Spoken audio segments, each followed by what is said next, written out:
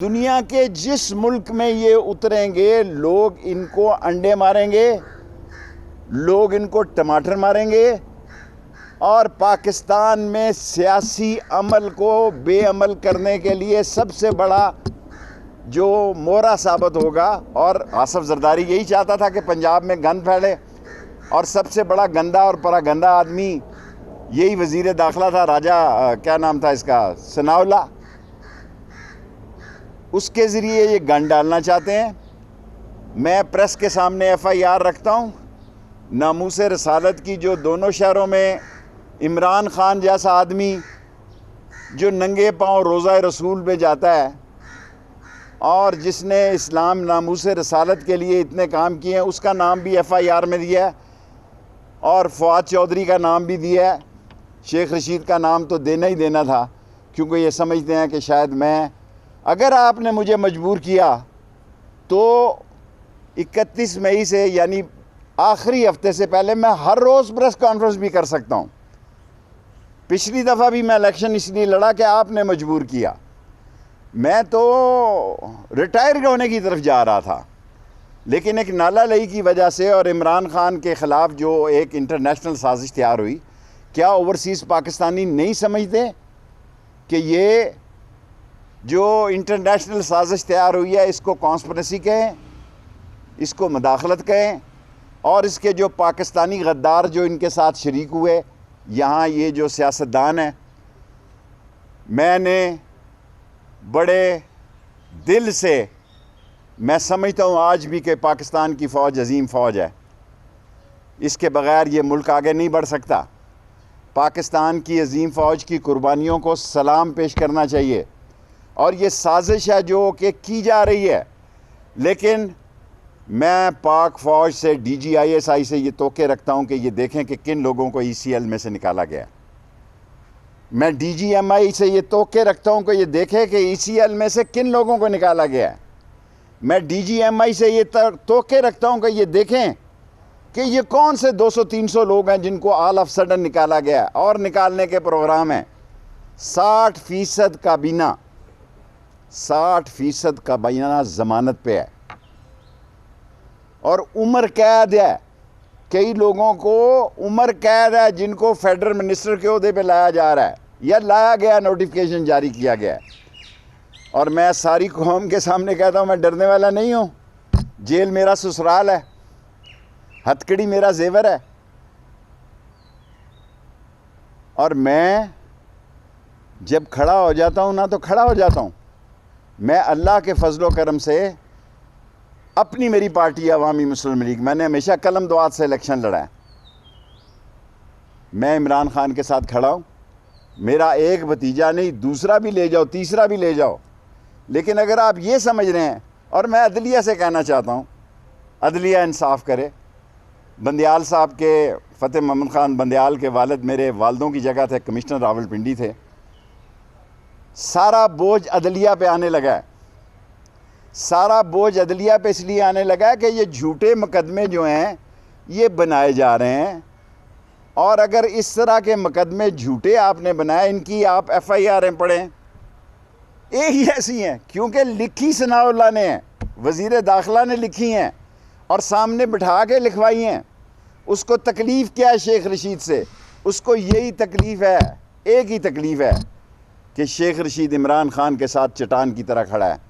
और ये सारे चोर 40-40 अरब रुपया इन्होंने निगला हुआ है, और ये मकसूद चपड़ासी की सियासत करने वाले और मसरूर चपड़ासी की सियासत करने वाले, अगर दुनिया सियासत में ये साबित हो जाए कि इस मुल्क का प्राइम मिनिस्टर शहबाज शरीफ फ़र्द जुर्म के केस में, जिस दिन फ़र्द जुर्म लगनी थी उस दिन बहाना बनाए, और उसका बेटा चीफ मिनिस्टर, उस पर उस दिन फ़र्द जुर्म लगनी थी। अगर ये साबित हो कि दुनिया में कोई बाप बेटा ऐसा है जिन पे करप्शन की फ़र्द जुर्म हो, और वो वज़ीर आज़म भी बन जाएं और वो वज़ीर आला भी बन जाएं, अगर दुनिया में 1000 साल की सियासत में कोई साबित कर दे, मैं सियासत से रिटायर हो जाऊँगा। ये चोर हैं, ये डाकू हैं, ये इस मुल्क में खाना जंगी के लिए आए हैं। ये चाहते हैं, मैं सारी कौम को बताना चाहता हूँ, ये मुझे भी गिरफ़्तार करेंगे, मैं तैयार बैठा हूँ।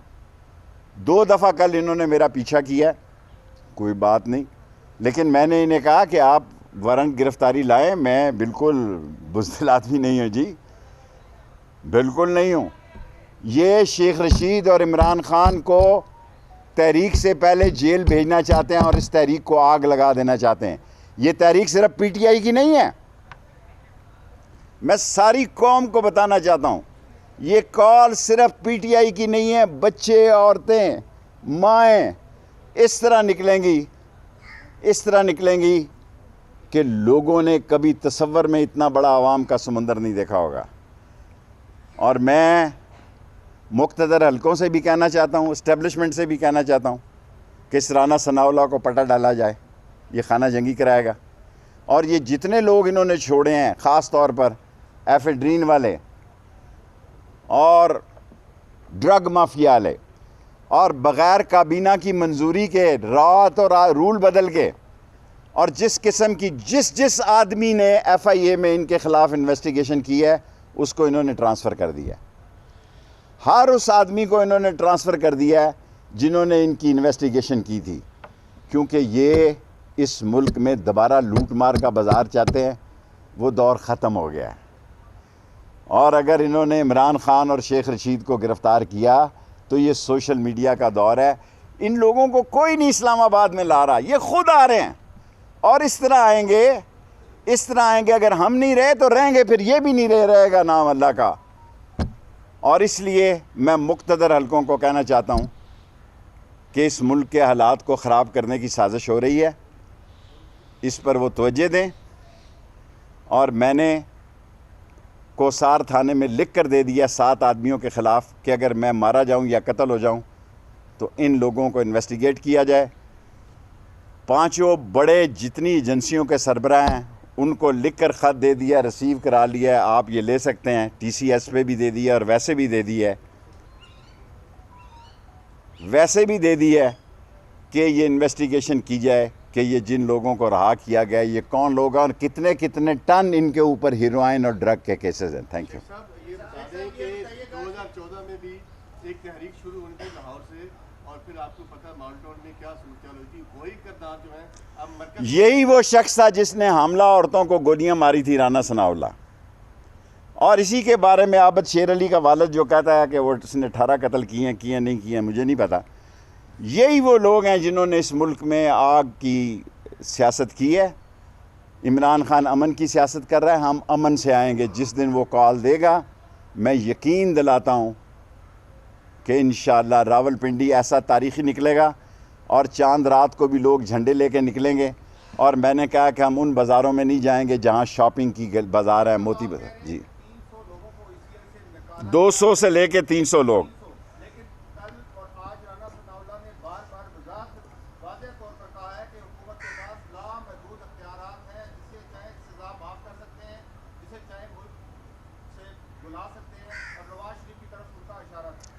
बड़े शौक़ से, हमें क्या एतराज़ है जी। मेरा मतलब है उन्होंने वहाँ पैनाडोल नहीं खाई नवाज़ शरीफ ने कभी। उसके पड़ोसी जो हैं वो कहते हैं जी कि यहाँ से जो गुज़रता है चोर कह के गुज़रता है। एवन फील्ड के थानों में जाके लोगों ने दरख्वास्त दी है कि यहाँ एक बंदा नवाज़ शरीफ नामी रह रहा है, जो आदमी गुज़रता है उसको चोर कह के गुज़रता है। जिसने आना बड़े शौक़ से आए। मैं तो पहले कहता था कि नून से शीन निकलेगी, इस वक्त तो शीन की हुकूमत है। और उसने 14 गालियाँ दी फ़ौज को, 14 गालियाँ दी हैं गुजरांवाला समेत और शेखुपुरा और लंदन समेत। शहबाज शरीफ ने 14 मरतबा फ़ौज के जूते चाटे हैं, जूते पॉलिश किए हैं। ये है फ़र्क।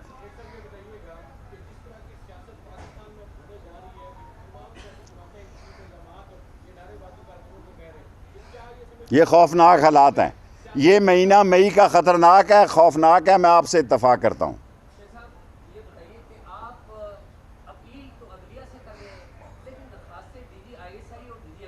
असल ताकत का सरचश्मा वो है, उनको पता होना चाहिए क्या हो रहा है। अदलिया की ताकत है, जब हम पकड़े जाएंगे, जब हमारी ज़मानतनामे जाएंगे तो उस वक्त उनकी ताकत है। लेकिन एजेंसियों को पता होना चाहिए कि ये एक टन हीरोइन वाले लोग जो है मुल्क से भागने जाए। मैं नहीं करा रहा बेल बिफोर अरेस्ट। बहुत अच्छी बात। देखें, जो कुछ हुआ रोज़ा रसूल के बाहर हुआ, बुरा हुआ, मैं उसकी मजम्मत करता हूँ। मैं एज एक पार्टी के सरबराह होने के भी कहता हूँ कि अगर मरियम औरंगज़ेब ये कहे कि राशिद शफीक जो है हरम में थे या रोज़ा रसूल, वो वहाँ था ही नहीं। मैं 18-20 दिन पहले वहाँ जब आया, मैंने आके जो सूरत हाल देखी तो मैंने पेशावर में कहा कि जनाब, लोगों ने तो इनको गालियाँ देनी हैं क्योंकि लोग इन पे तपे हुए हैं। और आज मैंने आपकी प्रेस कॉन्फ्रेंस में कहा, ये लंदन जाएं, फ्रांस जाएं, जर्मनी जाएं, जहाँ जाएं इनको गालियाँ पड़नी है। इनके चेहरे देख के पाकिस्तानी चोर चोर चोर चोर कहना शुरू हो जाते। कोई फ़र्क,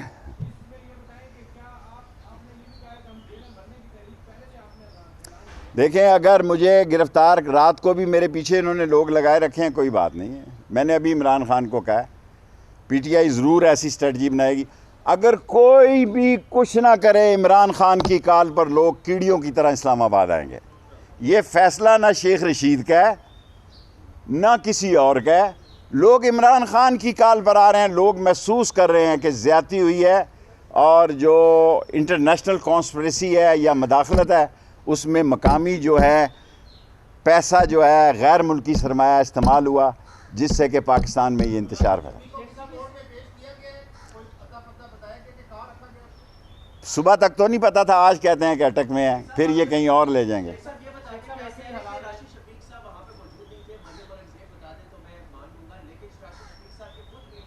जो उन्होंने वीडियो की है वो कोई हरम की नहीं की हुई, वो हरम से बाहर खड़े होकर शौक होता है जैसा उन्होंने वो बात की है।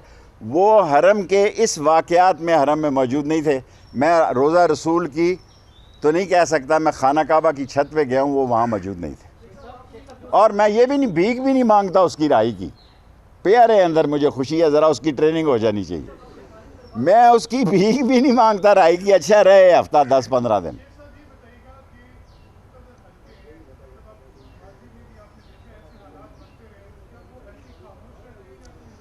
मुक़्तदर हल्के कभी खामोश नहीं रहते, उनकी कमिटमेंट पाकिस्तान के साथ है।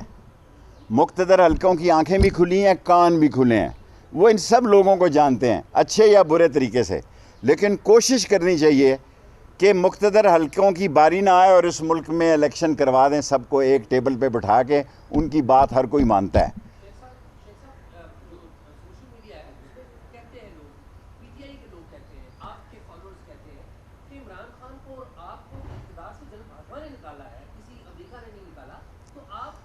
हमें तो देखें, मैं एक नाम लेता हूँ अमेरिका की बजाय, क्या नाम लेता हूँ जी, वो जो साम्राज्य का,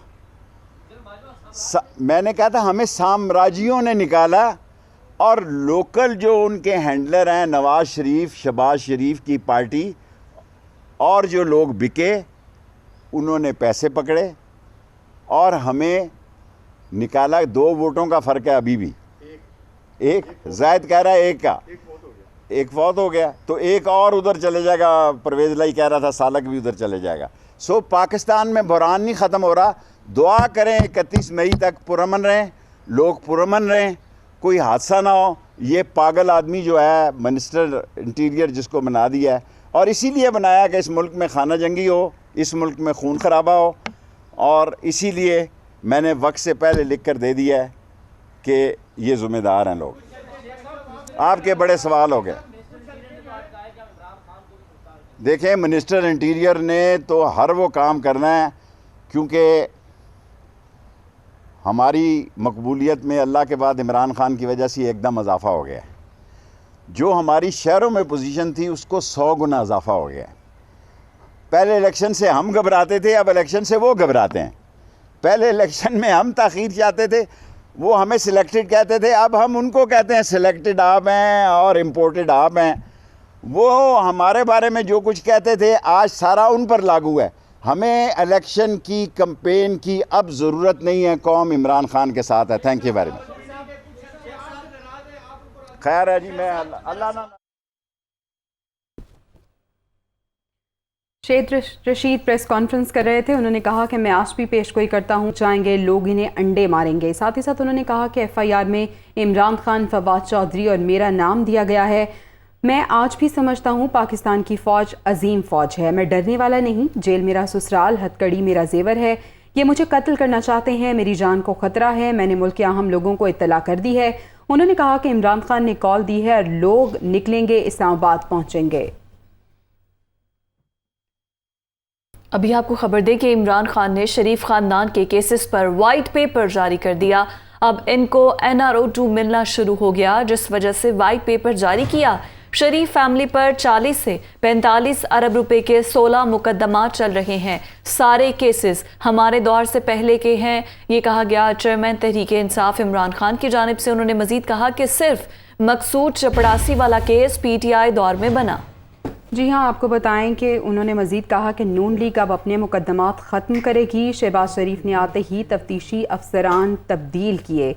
इमरान खान ने शरीफ खानदान के केसेस पर वाइट पेपर जारी कर दिया है। उन्होंने कहा है कि अब इनको NRO 2 मिलना शुरू हो गया, जिसकी वजह से वाइट पेपर जारी किया गया है। यूसुफ रजा गिलानी ने कवानीन में नरमी की। ये कहा गया चेयरमैन तहरीक इंसाफ की जानिब से आसिफ जरदारी ने तोशा खाना से 3 बुलेट प्रूफ गाड़ियाँ निकलवाईं।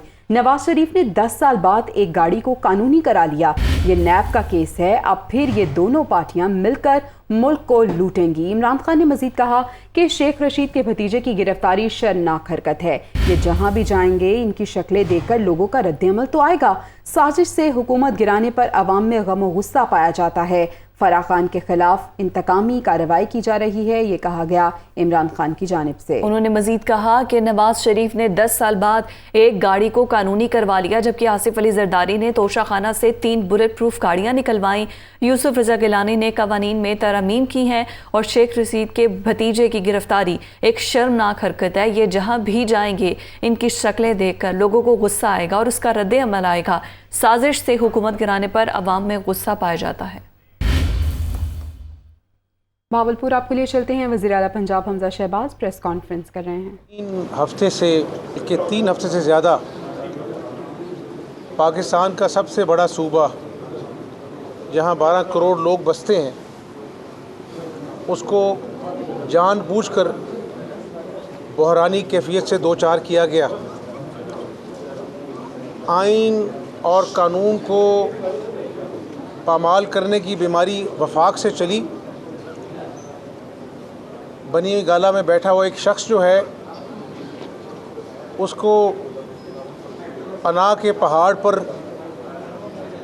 बैठने का इतना शौक़ है कि उसकी निगाह में आइन भी नीचा है, सुप्रीम कोर्ट के फ़ैसले भी उसके सामने कुछ वक़्त नहीं रखते हैं और आइन तोड़ने वाले डिप्टी स्पीकर को वो अपना हीरो कहता है और गिला करता है कि जब आइन शिकनी हो रही थी तो अदालतों के दरवाजे क्यों खुले।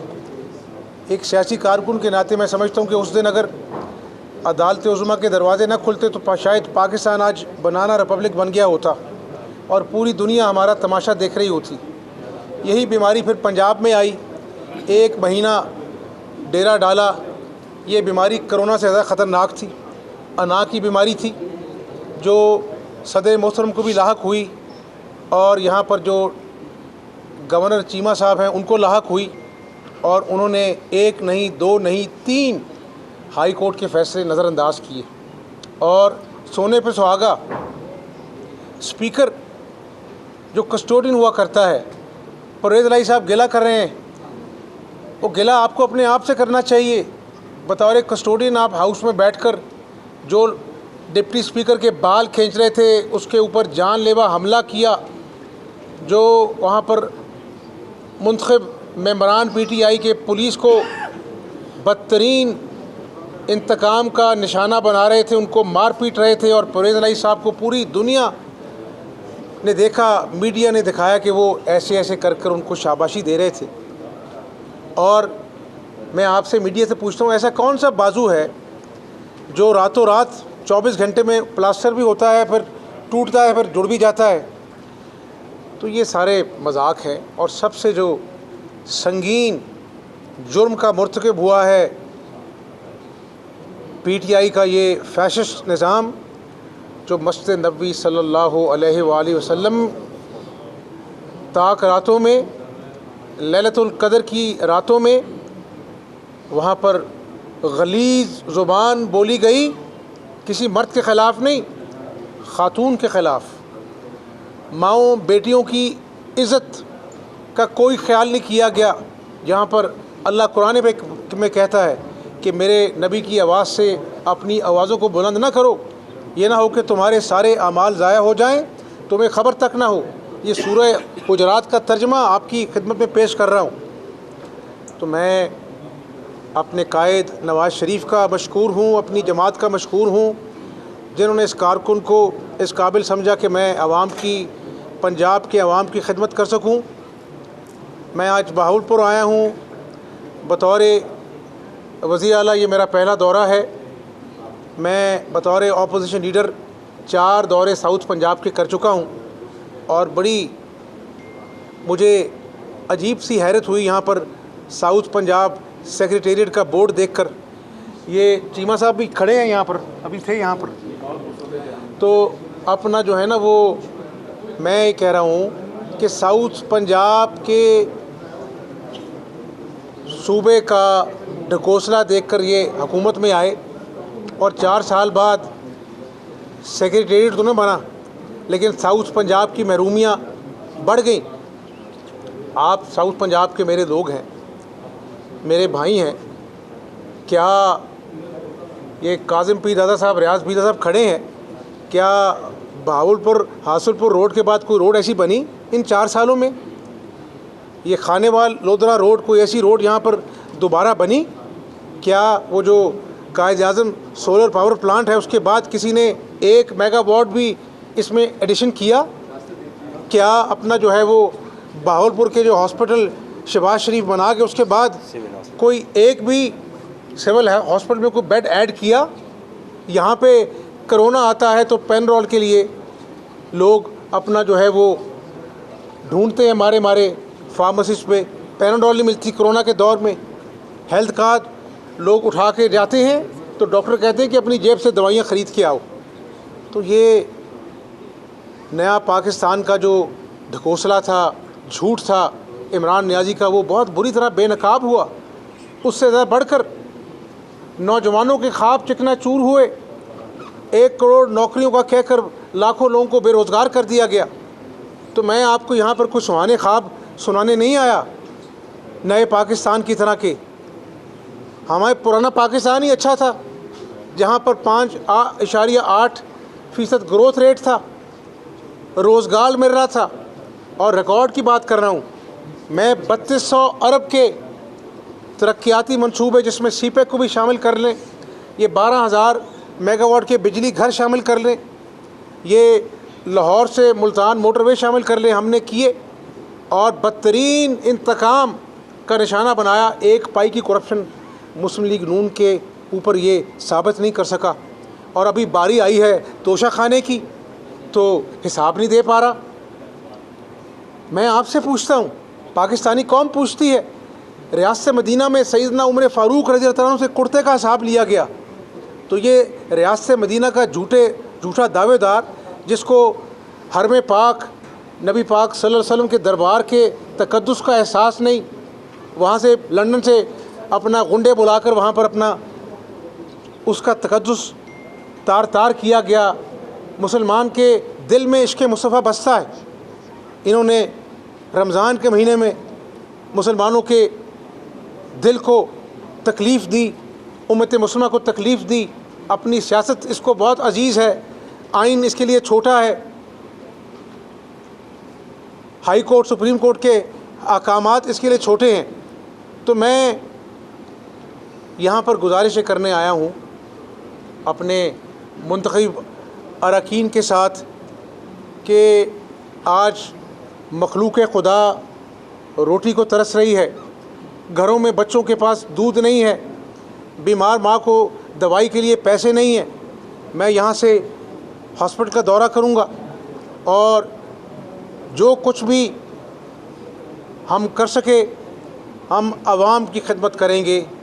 और रमज़ान के महीने में मैं अपनी पंजाब की आवाम को ये बताना चाहता हूँ कि वज़ारत आला के मनसब लोग भूल जाते हैं, नाम भूल जाते हैं, ओहदे याद नहीं रहते। अच्छे काम हमेशा याद रहते हैं, और इस दुनिया में भी और आखिरत में भी मखलूक खुदा की खिदमत से बड़ा जज्बा कोई नहीं है। तो हम उस जज्बे के तहत आगे बढ़कर पंजाब के सूबे की खिदमत का सफ़र शुरू करेंगे। अल्लाह ताला से दुआ है कि अल्लाह ताला हमें अपने मकसद में कामयाब करे। और मैं जब यहाँ पर एयरपोर्ट पर उतरा तो वहाँ भी, और यहाँ मेरे मुंतखब मोअज़्ज़िज़ अरकान ने मुझे कहा कि बहावलपुर की जो स्पीडो बस है उसको बहाल होना चाहिए।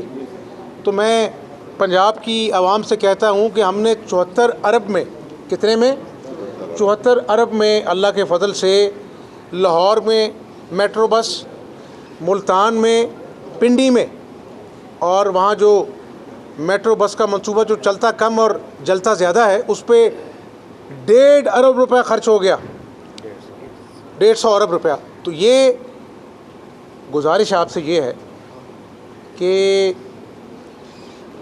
काम बोलता है, उसके लिए इमरान नियाज़ी की तरह कंटेनर पढ़कर झूठ नहीं बोलना पड़ता। तो मैं बहावलपुर के नौजवानों को, शहरियों को ये कहना चाहता हूँ कि मैं क्या कर सकता हूँ, मेरी कोई औकात नहीं, अल्लाह हमसे काम लेगा। स्पीडो बस जो है उसको हम इंशाअल्लाह ताला फिलफौर उसकी बहाली का इंतज़ाम करेंगे इंशाअल्लाह। और उसको अपना जो है जल्दी, मेरी ख्वाहिश है कि वो ठंडी स्पीडो बस जो है वो बहावलपुर की सड़कों पे चले, लोगों के लिए आरामदेह सवारी हम मुहैया करें, और इंशाअल्लाह ये अपना जो है जल्द अज जल्द जो है इस मंसूबे को जो है वो हम पाया तकमील तक पहुँचाएँगे। बतौर ताकत साहब का दौर में यहाँ पे जनूबी पंजाब सेक्रेटरी का यहाँ बोर्ड नस्ब किया गया। आप यहाँ की आवाम का देरीना मुतालबा बहावलपुर हम बहावलपुर सूबा ही चाहते हैं, हम बहावलपुर सूबा ही चाहते हैं, और करारदाद भी पास है पंजाब असम्बली से। पंजाब असम्बली में फैसलाबाद में मुकदमा दर्ज कर लिया गया है मस्जिद नबी में वाक़िए पर, तो क्या पंजाब हुकूमत इमरान खान, शेख रशीद समेत दीगर जो PTI के अरकान हैं उनको गिरफ्तार करने जा रही है? और दूसरा मेरा सवाल यह है कि शेख रशीद ने जो है वो बयान दिया है कि जमहूरियत जो है वो सवा नेज़े पर है, तो क्या जमहूरियत को खतरात लाहक है इस वक्त? बहावलपुर सूबे के हमने करारदाद पंजाब असम्बली में मुस्लिम लीग नून ने अपना जो है वो पास कराई थी, और नवाज़ शरीफ साहब ने यूनानिमसली की थी, और नवाज़ शरीफ साहब ने कहा था कि हम बहावलपुर सूबे के हामी हैं।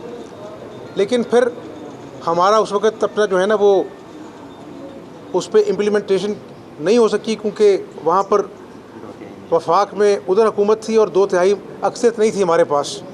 आज भी हम उस वक्त पे उस वादे पे कायम हैं, और अभी हमारे इत्तेहादियों का अपना हुकूमत है, उनसे मुशावरत होगी। लेकिन जब भी हमारे पास अददी अक्सरियत हुई हम फिलफौर ये काम करेंगे। रही बात शेख रशीद साहब की, तो उनकी बातें इस काबिल नहीं इनको जवाब दूं, लेकिन आप ये देखें वो जो वहाँ पर रसूल पाक सल्लल्लाहु अलैहि वसल्लम के दरबार में बदतमीज़ी हुई, उसका पहला नोटिस सऊदी गवर्नमेंट ने लिया। मदीना मुनव्वरा पुलिस की अपना इंफॉर्मेशन उन्होंने बताई कि हमने गिरफ़्तार किया है। तो अगर हम अपने आप को कहते हैं ना कि इश्क़ मुस्तफ़ा के बग़ैर हमारा ईमान मुकम्मल नहीं है, तो मैंने आपके सवाल से पहले अपने साथी को कहा था, मैंने कहा ये रुसवाई पाकिस्तानी कौम की दुनिया में हुई है, और दुनिया को छोड़ दें एक तरफ, क़यामत वाले दिन अल्लाह पूछेगा कि जो सूरह हुजरात में मैंने तुम्हें हुक्म दिया था उस हुक्म की तमस्खर उड़ाया गया, वहाँ पे भी सियासत और इंतकाम ने अपना जो है वो थमा नहीं इमरान नियाज़ी का। तो तुमने मेरे नबी की शान में गुस्ताखी हुई, तुम लोगों ने क्या किरदार अदा किया? तो कोई इंतकाम नहीं लिया जाएगा, लेकिन जो पाकिस्तान की रुसवाई का सबब बने, जिन्होंने मोहम्मद मुस्तफ़ा सल्लल्लाहु अलैहि वसल्लम से इश्क करने वालों के दिलों को ठेस पहुंचाई, कानून अपना रास्ता लेगा। तैमूर साहब के फूफा हैं, उनके थ्रू पूरी जनूबी पंजाब की पोस्टिंग, ट्रांसफर, डीसीओ से, कमिश्नर से पैसे लिए जाते रहे और करोड़ों अरबों रुपये लिए जाते रहे।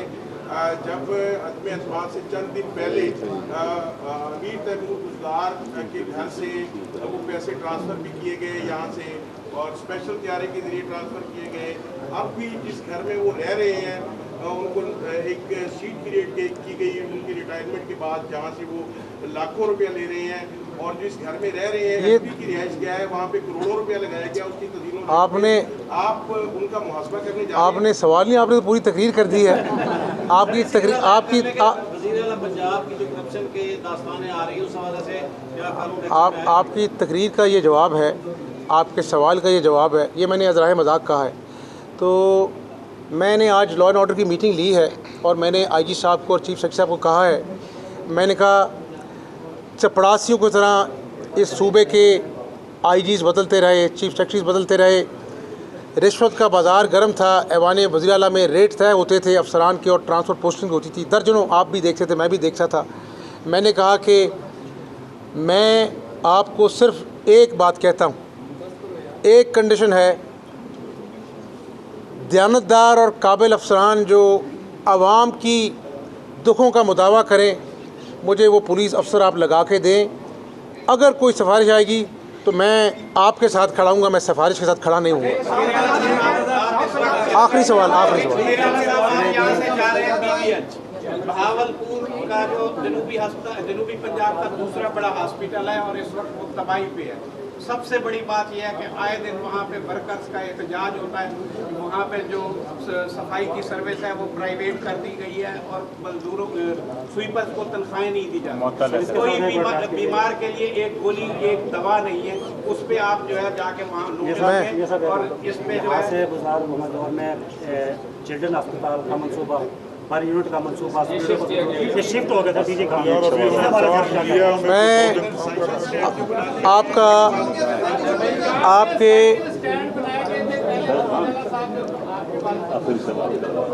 आखिरी सवाल का आखिरी जवाब ये है कि मैं यहाँ से हस्पताल विज़िट करने जा रहा हूँ और शहबाज शरीफ के दौर में ना सिर्फ आम मरीज़ों को दवाइयाँ जो मुफ्त मिलती थीं, कैंसर के मरीज़ों को मुफ्त दवाइयाँ मिलती थीं, आगे अपना डेंगू आ रहा है, इस मंसूबे को अपना जो है वो हम उसी रेट पे वो टेस्ट करेंगे जो डेंगू का टेस्ट होता था।